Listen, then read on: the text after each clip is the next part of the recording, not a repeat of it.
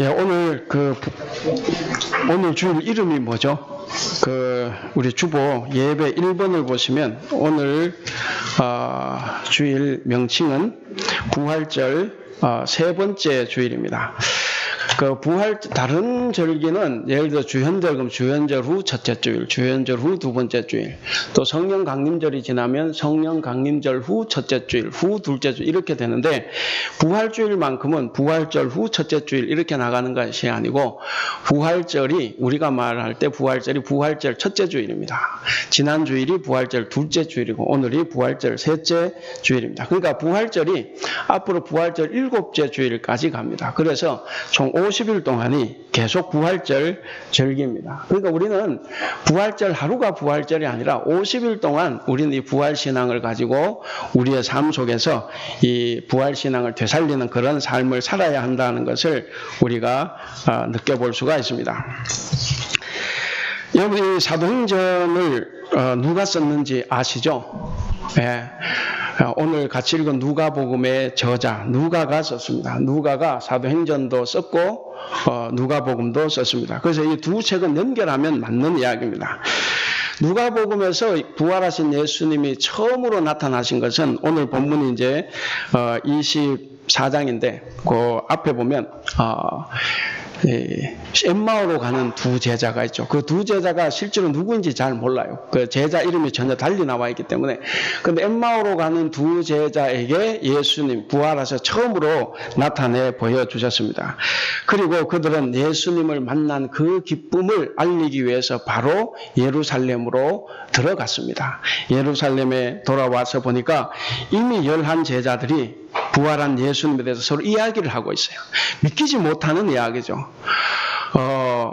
베드로가 가봤더니 무덤이 비어 있었다 그러고, 이런저런 이야기들을 이제 이 사람들이 하고, 있었습니다. 그럴 때, 이 두 제자가 오늘 그 본문 35절에 보면 그렇게 되어 있죠. 본문 앞에 35절에 보시면, 36절에 보시면 이제 이 말을 할 때에 그랬는데 이 말이 무슨 말이냐? 이제 제자들이 그런 말을 하고 있을 때에 오늘 본문 35절을 보시면 이 두 제자도 거기에 말을 이제 끼어듭니다. 길에서 겪은 일과 빵을 떼어 주실 때야 비로소 그분이 예수님이시라는 것을 알았다. 이렇게 이야기를 합니다. 그럼 가만히 생각해 보세요. 엠마오로 가는 두 제자가 예수님과 함께 하루 종일 걸어갔습니다. 근데 예수님인 줄 몰랐어요. 상식적으로 이해가 갑니까? 여기 혹시 계신 분들 10년 뒤에 저를 만나면 저 몰라보겠습니까? 그것도 스치고 지나가는 것이 아니라 옆에 서서 같이 걸어가고 대화를 하는데 몰랐어요. 왜 그렇습니까? 부활한 몸은 지금 이 몸이 아니고 육체는 가졌지만 더 이렇게 거룩한 몸으로 변화가 되기 때문에 그렇습니다. 그래서 몰랐는데 이제 한 곳에 유숙을 해야 되니까 이제 한 집에 들어갔을 때 예수님께서 떡을 가지시고 뭔가 축사를 하시는 모습을 보니까 이게 예수님인 거예요. 그때까지 자기들에게 성경을 설명해 주시고 했던 분이 예수님이었구나 하고 딱 안 순간 예수님이 어떻게 됐습니까? 보면 사라져버려요. 그 시공간에 제한을 받잖아요. 그렇게 사라졌는데 어쨌든 그런 일들을 이렇게 이야기를 들려줬습니다. 그랬더니 36절 이제 그래 나오죠. 이 말을 할 때 이제 제자를 그렇게 이야기할 때 이제 왔는데 자 그런 중에 예수님께서 어떻게 됩니까? 이 말 할 때에 예수께서 그들 가운데 딱 칸이 오셨습니다. 역시 문을 열고 들어오신 이런 장면도 없고 문을 걸어 잠궜지만 거기 오신 장면도 없고 그냥 중간에 퍽 선 거예요. 그럼 제자들이 놀랐겠습니까? 안 놀랐겠습니까? 안 놀라면 그거는 정상이 아니에요. 그래서 그들이 37절에 보면 놀라고 무서워했습니다. 그들은 예수님이 부활했다는 것은 알아요. 근데 왜 놀라고 했습니까? 37절 다 같이 한번 읽어볼까요? 누가복음 24장 30절 시작. 그들이 놀라고 무서워하여 그를 보는 것을 영으로 생각하는지라. 그러니까 표준 세 번 얘기는 유령으로 생각한다. 그렇게 영으로 그랬는데 그러니까 이게 문을 닫아 놨고 있는데 그냥 푹푹 들어오고 나가시고 이렇게 하니까 근데 이 이야기를 제자들이 압니까 모릅니까? 알아요. 두 제자는 이미 경험을 했습니다. 그렇지만 여러분 현실에서 내가 처음 그것을 경험할 때 얼마나 놀랐겠습니까? 그래서 예수님께서는 그들에게 이 말씀을 하십니다. 39절에 보면 예수님께서는 손과 발을 다 보여주죠. 그렇게 의심을 하고 있으니까 손과 발을 보여주시면서 뭐라고 합니까? 보라, 영은 살과 뼈가 있지만 너희 보는 바와 같이 나는 있다. 그러니까 여기서는 지금 제자들이 예수님 부활하셨냐 안 하셨냐 그게 아니고 부활하신 건 아는데 유령이다 생각을 하는 거예요. 막 왔다 갔다 하시니까. 그래서 예수님께서는 내 발과 손을 보라고 하는 것도 상처가 있는 생각, 그게 아니고 이게 유령, 천사쯤으로 생각하니까 한번 만져보라는 거예요. 몸이 있다고. 그래서 나는 영으로 부활한 것이 아니라 육체를 가진 부활을 하셨다고 예수님께서 제자들에게 그걸 알려주시는 것입니다. 그래서 제자들에게 손과 부활을 보여주시는데도 불구하고 제자들은 어떻습니까? 그 41절 한번 보시기 바랍니다. 41절 다 같이 한번 읽어보겠습니다. 시작. 그들이 너무 기쁨으로 아직도 믿지 못하고 놀랍게 여길 때에 길군요. 그들이 너무 기쁨으로 믿지 못하는 거예요. 부활하신 거 아는데 막상 현장에서 그렇게 예수님 다가오시고 말씀하시는 것이 이게 너무 기뻐서 오히려 믿을 수 없는 것. 그래서 완전히 안 믿는 것이 아니라 반신반의하는 그런 모습입니다. 그렇지 않겠습니까? 죽었다가 살아났다는 것도 정말 믿기 어려운 일인데 근데 이렇게 막 오시니까 이들은 거의 정신줄을 놓은 상태라고 볼 수가 있습니다. 그러고 난 다음에 주님께서는 뭘 하십니까? 구운 생선 한 토막도 이제 드셨는데 그 드신 것도 마찬가지예요. 당시 사람들은 천사는 먹지 않는다 생각을 합니다. 우리도 그렇죠. 유령은 안 먹죠.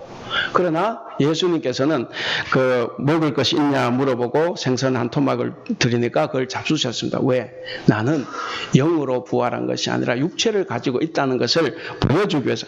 그렇게 되었을 때 제자들이 좀 깨달았던 것 같습니다. 그리고 44절에 깨달은 제자들에게 예수님께서 하시는 이야기가 나오죠. 바로 성경 말씀을 풀어줍니다. 그래서 이 성경에서, 그러니까 구약 성경에서 가르친 말들이 다 나를 향한 예언이었고 그것이 나를 통해서 다 이루어졌다라고 말씀을 해 주십니다. 해 주시고 난 다음에 45절에 보면 이에 그들의 마음을 열어 성경을 깨닫게 하시고 그랬습니다. 우리가 마음을 닫고 있으면 내가 성경을 깨달을 수가 없습니다. 내가 마음을 닫고 있을 때 성경을 읽고 깨달으면 자기식으로 이해를 하는 거예요. 우리 성령님께서 우리의 마음을 열어주시고 그리고 거기에서 우리가 성경을 깨달아야 된다 하는 거죠.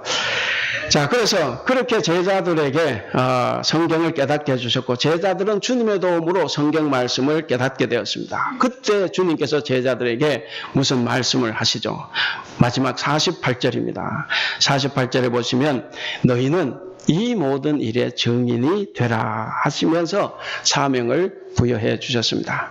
예수님은 제자들에게 이제부터 너희는 십자가에서 부활로 이어지는 이 복음을 전파할 사명을 너희가 가지고 있다라고 지금 말씀하십니다. 여러분, 이 사명을 받았다. 그래서 예수님의 증인이 된다. 이게 무슨 의미가 있겠습니까? 증인이 된다. 여러분, 증인이 거짓말하면 됩니까? 안 됩니까? 우리가 국회에서 청문회 할 때 항상 선서를 하죠. 위증을 하면 어떤 벌을 받겠다. 그래도 위증 뭐 잘해요 보면. 그러나 여러분 이 증인이 거짓말하고 위증을 하면 안 되죠. 그러니까 거짓말하거나 위증하게 되면 목숨이 사라지는 겁니다. 그러니까 박해받을 수 있고 죽을 수 있다는 거예요. 바로 이 제자들은 지금 그런 의미에서 증인이 된다는 거예요. 앞으로 나에게 어떤 박해와 난관이 오더라도 죽음이 오더라도 맞서 싸우겠습니다. 그래서 증인이 된다는 말에는 내 목숨을 건다 하는 그런 의미가 담겨 있습니다. 왜 주님이 지금에야 이 말씀을 하십니까? 살아 계셨을 때도 하실 수 있는데 왜 지금 하십니까? 아무나 증인이 될 수 없기 때문에 그렇습니다. 그리고 아무나 증인이 될 수 있기 때문이 아니기 때문에 그런 거예요. 말이 맞습니까? 아무나 정인이 될 수 없기 때문에, 아무나 정인이 될 수 있는 것이 아니기 때문에, 그래서 이제 말씀하시는 거예요. 제자들이 다 경험하고 이제 다 깨닫게 되니까 이제서야 말씀하시는 겁니다. 제자들은 십자가에서 죽음을 당하신 예수님이 유령이나 천상 어떤 영적인 상태가 아니라 죽음 당하실 때 그 모습, 몸은 좀 바뀌었지만 몸으로 다시 살아나신 것을 보고 예수님의 성경 말씀을 깨달을 수 있었던 겁니다. 왜? 예수님께서 그들의 마음을 열어주셨기 때문에. 그리고 그걸 깨달아지고 그들은 마음이 뜨거워졌는데, 오늘 본문은 아니지만 여러분 누가복음 24장 32절 한번 보시기 바랍니다. 누가 찾은 분 한번 읽어보시기 바랍니다. 누가복음 24장 32절. 예, 아무나 찾은 분. 예. 그들이 서로 말하되 길에서 우리에게 말씀하시고 우리에게 성경을 풀어주실 때에 우리 속에서 마음이 뜨겁지 아니하더냐 하고. 예. 그러니까 성경 말씀을 예수님이 쭉 풀어주실 때 그게 뜨거웠다는 거예요. 아, 그래서 그분이 예수님이었구나 이제 느끼게 되는데, 여러분 예수님께서 우리의 마음을 열어주고 성경을 깨닫게 하실 때 우리의 마음이 뜨거워지는 겁니다. 성경이 깨달아졌으니까. 그래서 그렇게 마음이 뜨거워진 사람, 바로 이 사람들이 증인으로 살아갈 수 있는 겁니다. 그런 사람이 삶의 가치와 목표를 회복하게 되고, 그런 사람만이 비로소 이 박해와 죽음에 맞서서 부활하신 그리스도의 증인으로 살아갈 수 있는 것입니다. 여러분, 왜 살아야 하는가? 우리 집의 가장이 내가 왜 살아야지 이러면 어떻게 됩니까? 우리 가정이 휘청휘청하죠. 그것처럼 내가 왜 살아야 하는가, 그 의미를 아는 사람이라고 하면 어떠한 고난이나 고통이나 난관도 다 견뎌낼 수 있습니다. 그래서 사람은 의미를 따라 살아간다는 거죠. 내가 주님을 살아가야 될 의미를 깨달을 때 내 모든 것을 다 포기할 수 있습니다. 그 의미 때문에 내가 기분도 좋고, 그 의미 때문에 내가 기분도 상합니다. 그 의미 때문에 어떤 사람들은 자살을 하기도 합니다. 그래서 이 의미가 대단히 중요하다는 거죠. 피할 수 없는 죽음과 같은, 또 아무리 비극적인 삶이라도, 어떤 어려운 삶이라도 죽을 수 있는 의미를 발견한 사람들은 죽음을 두려워하지 않습니다. 그래서 주님께서 주신 사명을 잘 감당할 수가 있습니다. 의심과 두려움에 떨고 있던 이 제자들도 예수님의 도움으로 성경을 깨닫게 되었습니다. 깨닫게 되었을 때 마음이 뜨거워졌습니다. 그래서 내가 왜 살아야 하는지, 내가 무엇을 위해 살아야 하는지 그것을 깨닫게 됐고, 그 목적이 분명해졌습니다.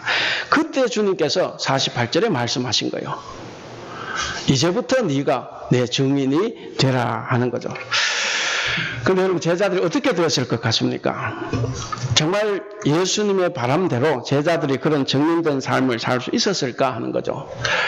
바로 그것을 증명하는 본문이 오늘 사도행전 본문입니다. 사도행전에서 제자들이 어떻게 살아갔느냐 하는 것을 볼 수가 있는데, 우리가 사도행전 본문 한번 보겠습니다.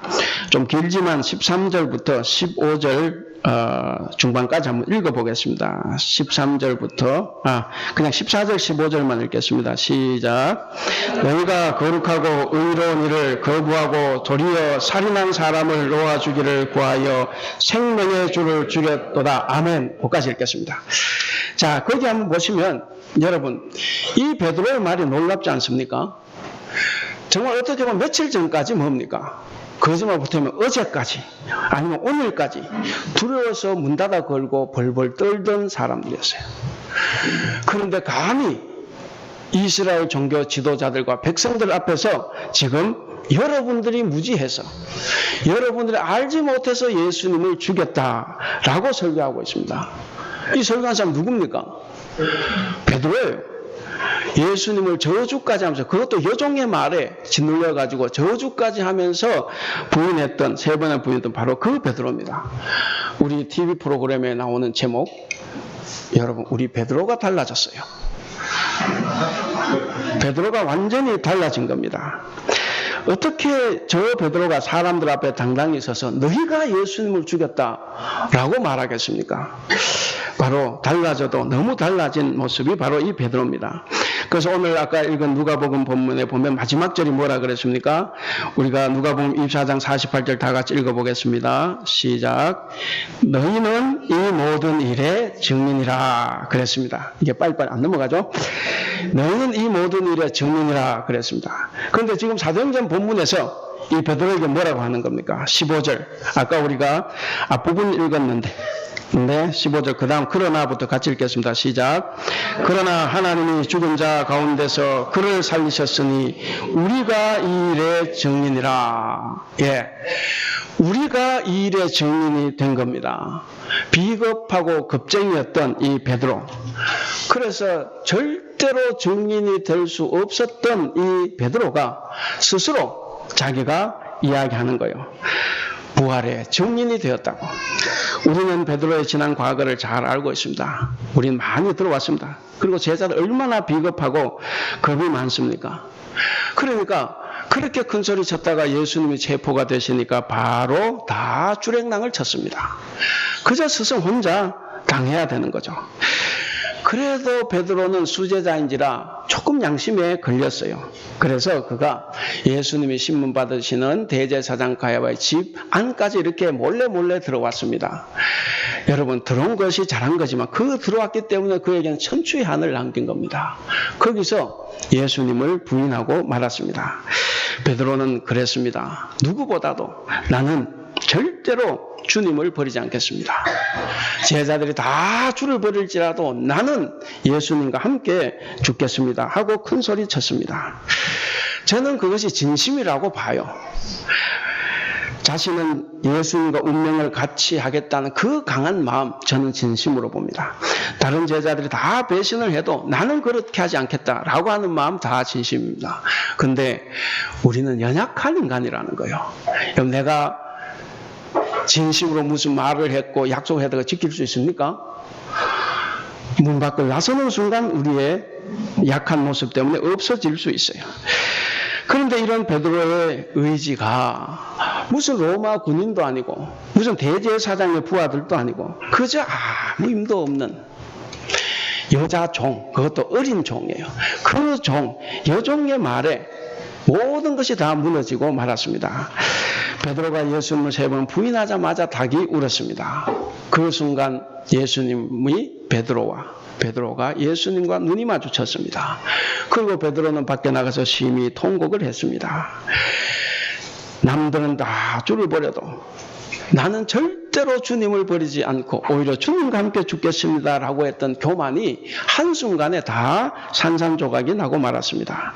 베드로는 이 사건으로 해서 큰 충격에 빠졌을 겁니다. 결과적으로 이때 부인하고 충격에 빠졌고 울었던 그 모습이 결국 베드로를 더 크게 사용이 되는 그런 계기가 되었다 생각을 해봅니다. 자, 이렇게 예수님의 부활 후에 제자들이 달라졌습니다. 오늘 본문에 나온 것처럼 베드로의 변화는 압권입니다. 과거에는 대중 앞에 어떻게 섭니까? 그저 도망가고 부인하고 그런 삶을 살았는데, 그런데 지금은 상상할 수 없을 만큼 그에게 부활 신앙이 생겨나자 베드로가 전면적으로 바뀌어진 것입니다. 오늘 사도행전 설교 본문의 배경은 이 본문 앞에 나오는 3장 1절부터 11절까지 사건이죠. 우리는 잘 압니다. 성전 미문 앞에 앉은 40년 동안 걸어보지 못한 사람, 옛날 성경 안전뱅이 그런데 못 걸은 사람을 일으켰다는 거죠. 은과 금은 내게 없거니와 내게 있는 것을 네게 주노니 나사렛 예수 그리스도 이름으로 일어나 걸어라. 이 말에 이 못 걷던 사람들이 벌떡 일어나서 걸었습니다. 걸었을 뿐만 아니라 뛰어다녔습니다. 그리고 하나님을 찬양했습니다. 얼마나 기쁘겠습니까? 나면서부터 한 번도 걷지 못했던 이 거린이 뛰어다니는 것을 본 사람들이 충격입니다. 그래서 그들이 다 베드로 앞에 몰려왔습니다. 그리고 베드로를 경외하는 눈빛으로 바라봤습니다. 그 사람들에게 베드로가 말하는 것이 것이 나옵니다. 우리 사도행전 본문 12절을 다 같이 한번 읽어보겠습니다. 12절 시작.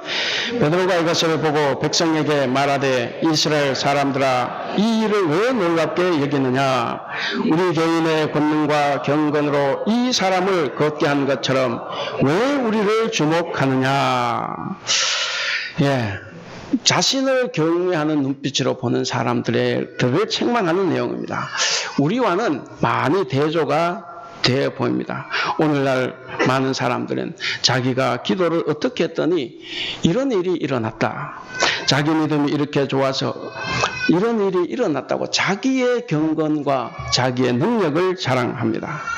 교회가 이렇게 잘 되고 부흥했던 것은 바로 내 헌신과 내 기도 덕분이다 라고 하면서 경건을 자랑합니다. 우리가 우리의 경건, 사람의 능력과 경건을 칭찬하는 동안, 우리가 영광을 받는 동안 하나님의 복음은 전달되지 않습니다. 그래서 사람들은 하나님을 바라보는 것이 아니라 그 사람을 바라봐요. 그래서 우리 목사님이 아니면 이 교회 무너지는 거예요. 그래서 교회가 세습도 하는 겁니다. 우리가 저 사람 때문에 안 된다고 하는 그것 때문에 우리 교회가 흔들리는 겁니다. 베드로는 이적의 주체가 자신이 아니라는 것을 명확하게 밝힙니다. 우리가 16절을 같이 한번 읽어보겠습니다. 16절 시작. 그 이름을 믿음으로 그 이름이 너희가 보고 아는 이 사람을 성하게 하였나니 예수로 말미암아 난 믿음이 너희 모든 사람 앞에서 이같이 완전히 낫게 하였느니라. 예, 내가 아니라 예수님의 이름 그것을 낳겠다고 똑똑하고 명확하게 증언을 합니다. 기적의 근원은 하나님이에요.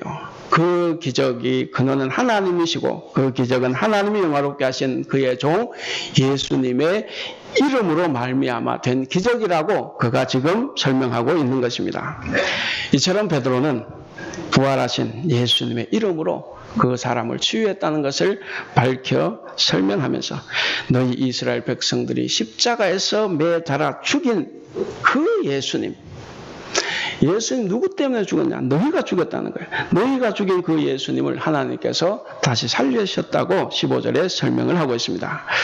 그래서 예수님이 너희들 때문에 그것도 무지한 알지 못하는 너희들이 죽였으니만큼 이제는 예수님을 거부하지 말고 그 죄를 인정하고 회개하고 돌아와서 죄 없이 함을 받으라고 지금 촉구하고 있습니다.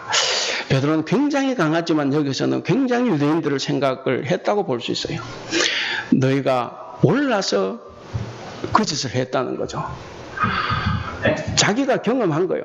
자기도 몰라서 했고 알아서 했을 수도 있지만 네가 알면도 불구하고 그렇게 했다고 하면 얼마나 더 화가 나겠습니까? 그러니까 유대인들 보고 너희가 몰라서 그런 것이니까 오히려 회개만 하면 너희들이 용서받을 수 있다라고 하면서 회개를 촉구하고 있는 것입니다.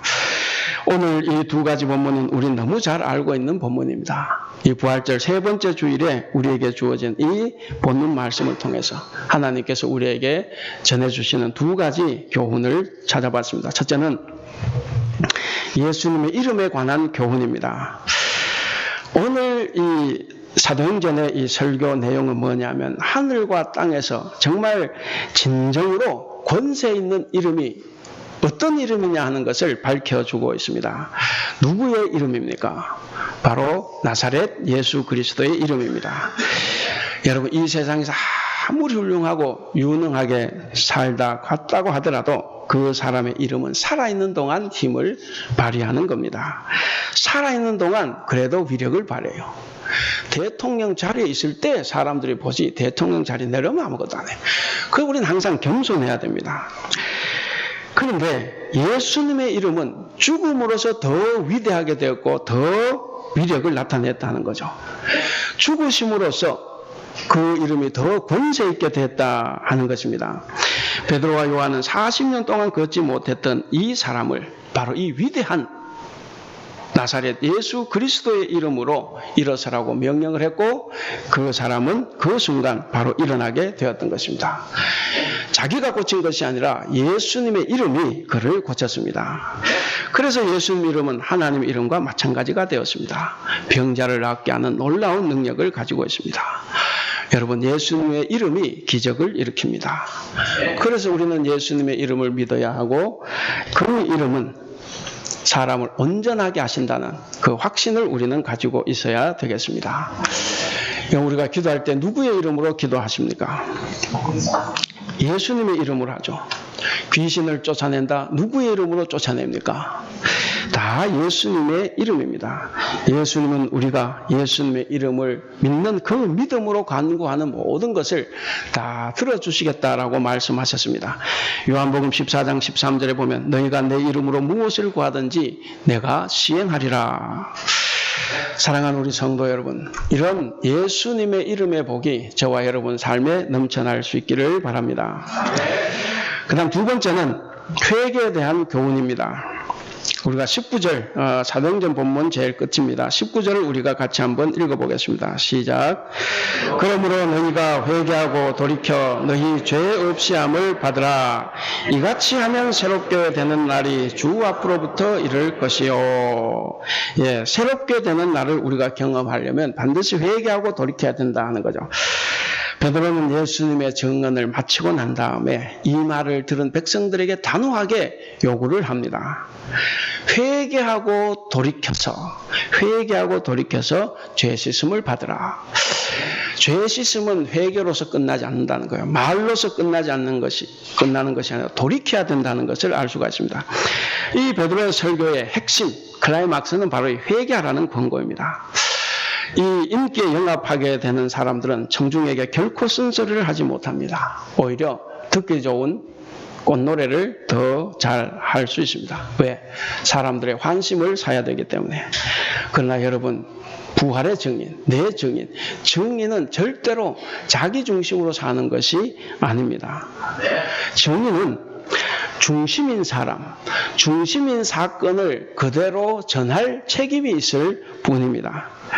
그렇기 때문에 증인이 만약에 거짓된 전달을 하면 어떻게 됩니까? 거짓된 전달을 하면 청년들이 잘못 판단을 합니다. 그래서 하나님께서는 지도자에게 더 큰 책임을 묻겠다 하시는 거예요. 그래서 우리는 지도자를 잘 만나야 되고 지도자의 말을 잘 들어야 되는 것입니다. 그리고 이 증인이 거짓 전달을 하면 청중의 인심은 얻을 수가 있습니다. 그러나 그것은 자기 분수를 망각하는 것이고 결국 청중을 몰락시키는 겁니다. 증인은 그냥 있는 그대로 전하면 되는 거예요. 구약시대 예언자들, 선지자들이 그랬습니다. 있는 그대로 전하면 되는데 자꾸 청중을 생각하고 힘 있는 사람을 생각하다 보니까 그게 달라져서 결국은 다 거짓 예언자들이 되는 겁니다. 그래서 베드로도 바로 백성들에게 정직하게 요구한 것입니다. 회개하고 돌아서서 죄 씻음을 받으라. 여기 우리 회개를 잘 압니다. 이 회개라 그런데 회개란 말은 헬라어에서는 생각을 바꾸라 하는 것이고 히브리어에서는 돌아서다 하는 의미가 있습니다. 그러니까 생각을 바꾸고 돌아서는 것, 둘 합치면 바로 이것이 회개다 하는 겁니다. 그러니까 하나님을 등졌던 인간이 다시 하나님께로 돌아서는 방향 전환을 이야기합니다. 여러분, 이 말을, 회개라는 말을 들었을 때 유대인들이 성질이 났을까요, 안 났을까요? 여러분, 유대인들만큼 하나님 열심히 섬기는 사람 있습니까? 우리는 잘 믿고 있다고 생각하는데 혹시 누가 내게 와서 회개하라라고 하면 여러분 싫습니까? 좋습니까? 좋기도 하고 싫기도 하겠죠. 기분에 따라서, 사람에 따라서. 그런데 우리가 꼭 기억해야 되는 것은 우리는 우리가 망하는 줄도 모르고 그저 위로가 되고 은혜가 되고 격려가 되고 좋은 말만 하는 그런 축복의 말을 듣고자 합니다. 그러나 베드로는 유대인들의 잘못을 강하게 지적을 했고 그리고 거기에 따라서 회개하라고 담대하게 말했습니다. 이스라엘 백성에게 회개할 수 있는 절호의 기회가 왔다는 거죠. 그래서 그 기회가 주어졌으니까 이제는 예수를 거부하는 태도에서 예수님께로 생각을 바꾸고 회개하고 돌아서라는 겁니다. 그럼 하나님께서 모든 죄를 다 용서해 주시겠다라고 하고 있습니다. 우리가 잘 아는 대로 세례 요한도 그렇고 예수님도 그렇고 공생애 활동을 시작하면서 첫 번째 선포하신 말씀이 뭡니까? 회개하라요. 회개하라. 사도행전의 핵심 주제가 회개하라요. 순환과 부활과 그리고 회개하라는 것인데 우리는 이 사실을 꼭 기억해야 됩니다. 그래서 우리는 늘 우리의 잘못을 회개해서 죄의 사함을 얻어야 됩니다. 죄의 사함을 얻기 전에 반드시 거쳐야 되는 것이 우리의 삶을 변화시키는 거예요. 그래서 이것을 우리가 그런 삶을 살아가야 되고 또 이것을 우리가 사람들에게 전해야 되는 책임이 우리들에게 있습니다. 그래서 교회는 사람들을 교회로 데리고 오는 것도 중요하고 또 여러 가지 프로그램에 참여시키는 것도 다 중요합니다. 그러나 그것보다 더 중요한 것은 뭡니까? 그들이 지난날의 잘못된 삶, 말씀대로 살지 못했던 지난날을 회개하고 돌아와서 주님의 말씀대로 정직하고 선하고 바른 하나님의 백성이 되게 하는 그 일이 우리에게 맡겨져 있습니다. 이것이 바로 증인된 우리의 사명입니다. 지금 우리들, 저와 여러분들과 그리고 이 세상에 사는 모든 사람들은 다 주님 앞에 나와서 자복하고 회개할 수 있습니다. 그리고 죄 사함을 받지 못할 아무도 없습니다. 그런데 여러분 생각해 보십시오. 누구나 회개할 수 있고 어떤 죄를 지었든지 간에 주님 앞에 나와서 자복하고 회개하면 다 용서해 주십니다. 그러면 누가 지옥 갔다고 생각합시다. 지옥을 왜 갔습니까? 죄를 지어서 갔습니까? 회개하지 않아서 갔습니까? 회개하지 않아서 간 거예요. 우리가 죄를 짓기 때문에 가는 것은 없습니다. 우린 구약 성경에도 그걸 다 봅니다. 그건 태초부터 그렇게 시작된 거예요. 선악과를 따먹었을 때 그 죄 때문에 망한 게 아니에요. 그 책임을 남에게 전가시켰습니다. 가인이 아벨을 살인해놓고 하나님께 찾아왔습니다. 동생이 어디 있느냐? 내가 동생을 지키는 자입니까? 그 책임을 회피한 거예요. 그래서 회개하지 않았기 때문에 저주를 받고 벌을 받은 겁니다. 그렇기 때문에 여러분, 우리는 죄를 지을 수밖에 없어요. 그러나 그것보다 더 중요한 것은 뭡니까? 우리가 죄를 깨달았을 때 회개하는 겁니다. 깨달을 수 있는 마음이 우리에게 대단히 중요한 겁니다. 내가 깨닫지 못하면 회개할 수 없습니다. 우리는 다 회개해야 됩니다. 말로만, 기도할 때만 하는 회개. 남에게 보여주기식 회개가 아니라 정말 마음으로 그 죄를 슬퍼하고 그 슬퍼했던 그 마음이 우리의 삶을 변화시키도록 이끌어가야 됩니다. 그래서 오늘 말씀대로 회개하고 돌이켜야 우리의 죄가 사함을 받습니다. 이제 말씀을 맺겠습니다. 사랑하는 우리 성도 여러분, 우리는 대단히 약한 사람들입니다. 우리의 의지는 그렇게 강하지 않습니다. 우리는 베드로를 보면서 참 한심하다고 생각할지 모릅니다. 그런데 저 자신을 봐도 그렇습니다. 과연 나는 베드로와 같은 상황에 처해지면 베드로와 같지 않을까? 장담할 수 없습니다. 스승을 버리고 도망친 제자들, 바로 그들 모습이 우리의 모습입니다. 저의 모습입니다. 그러나 그처럼 연약하고 무력한 존재이기 때문에 우리에게는 바로 예수님의 이름이 필요하고 우리에게 회개가 필요한 것입니다. 우리는 다 예수 그리스도의 이름으로 회개한 사람들입니다. 그리고 우리는 이미 죄 사함을 받아서 새로운 삶의 변화를 경험하였습니다. 오늘 말씀처럼 새롭게 되는 날을 우리는 경험하고 있습니다. 우리는 죄된 길에서 다 돌이켜서 주님의 길, 순종의 길을 걸어가고 있습니다.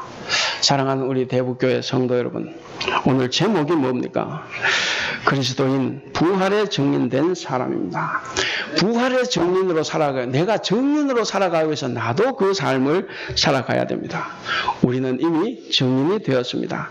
성령의 능력을 힘입어서 증인으로의 삶을 잘 살아갈 수 있는 저와 여러분들이 될 수 있기를 바랍니다. 우리가 그렇지 못할 때 우리는 성령님의 도우심을 구해야 됩니다. 성령께서 증인의 삶을 살아갈 수 있도록 우리에게 힘을 주실 것입니다. 바라기는 이번 한 주간도 성령 안에서 주님과 교제하며 하루하루 우리 예수님의 이름을 통해 얻게 되는 제사함과 회개의 복음을 전파하고 그 즐거움을 누리며 살아가는 우리 복된 성도들이 다 될 수 있기를 주님의 이름으로 간절히 축원합니다. 이제 우리가 이 말씀을 생각하면서 몇 가지 가지고 기도하겠습니다. 주께서 우리에게 맡기신 복음 증거의 사명을 잘 감당할 수 있게 해주세요. 주님을 섬기며 죄사함을 얻게 하는 회개를 세상에 전할 수 있도록 주님의 이름의 권능을 믿고 세상 사람들을 사랑하며 섬기며 살아갈 수 있도록 그리고 부활의 감격을 회복하여 영광스러운 부활의 정인으로 살아갈 수 있도록 해달라고 우리가 함께 기도하겠습니다. 사랑이 많으신 우리 하나님 아버지, 우리를 구원하시기 위하여 사랑하는 독생자 예수님을 십자가라는 그 처절한 고통 속에 내어놓으시고 죽게 하셨던 놀라운 사랑 하나님 아버지 참 부끄럽지만 진심으로 감사합니다. 아버지의 버림을 받아 단절되는 그 고난을 당하면서도 끝까지 구원 사역을 완성하여 주신 우리 주님을 찬양하고 또 찬양합니다. 하나님 아버지 우리를 도와주시옵소서. 우리의 삶의 자리에서 최후의 순간까지 아버지의 뜻에 순종하신 주님을 유일한 구원자로 담대하게 선포하는 증인으로 살아갈 수 있도록 우리를 도와주시옵소서. 사랑이 많으신 우리 하나님 아버지, 기적에 집착하여 복음에 나아가지 못하는 우리들의 이 모습을 불쌍히 여겨 주시옵소서. 우리가 복음에 무지하여 예수님을 십자가에 못 박았습니다. 그런 우리를 불쌍히 여기셔서 우리의 회개를 통해 죄사함과 영생을 주신 것 참으로 감사합니다. 하나님 아버지, 우리가 복음에 무지하여서 복음을 부끄러워했습니다. 하나님 아버지, 우리가 예수를 부끄러워해서 우리가 예수님을 하나님 부끄러워했습니다. 하나님, 이제는 복음을 통해 생명으로 사는 복 있는 자가 될 수 있도록 우리 주님 도와주시옵소서. 하나님 아버지, 우리가 그래서 때를 얻든지 못 얻든지 우리에게 주어진 기회를 다해서 사함을 얻는 회개를 전하는 우리 성도들이 다 될 수 있도록 우리 주님 도와주시옵소서. 하나님 아버지, 이 복음을 듣는 모든 자들이 복음의 진리 안으로 들어올 수 있도록 주님 도와주시옵시고 생명 가운데 살아가는 우리 모든 사람 다 될 수 있도록 우리 주님 도와주시옵소서. 살아계신 우리 하나님 아버지, 태어나면서부터 걷지 못한 자를 이렇게 세울 것이 하나님 아버지 세상의 은과 금이 아니라 바로 오직 예수 그리스도 이름이었음을 우리가 압니다. 하나님, 그 이름의 권세를 우리가 믿게 하시고 하나님 아버지, 그 이름으로 우리가 살아갈 수 있도록 우리 주님 도와주시옵소서. 하나님 아버지, 오직 예수 그리스도의 이름만이 우리를 살리는 줄 압니다. 하나님, 오늘 하루도 우리 주 예수 그리스도의 이름만을 의지하고 그 이름을 의지하여 살아가는 우리들이 다 될 수 있도록 우리 주님 도와주시옵소서. 하나님 아버지, 부활의 감격을 회복하여서 하나님 부활의 영광스러운 삶을 살아가는 우리들이 다 될 수 있도록 주님 도와주시옵소서. 하나님 아버지, 부족하고 연약한 우리를 하나님의 정민으로 불러주신 것 감사합니다. 우리를 도우셔서 우리 안에 기쁨과 자원하는 심령을 충만하게 채워주시옵소서. 그래서 성실하게 우리에게 맡겨진 이 증명된 사명을 잘 감당하는 우리 모두가 다 될 수 있도록 우리 주님 도와주시옵소서.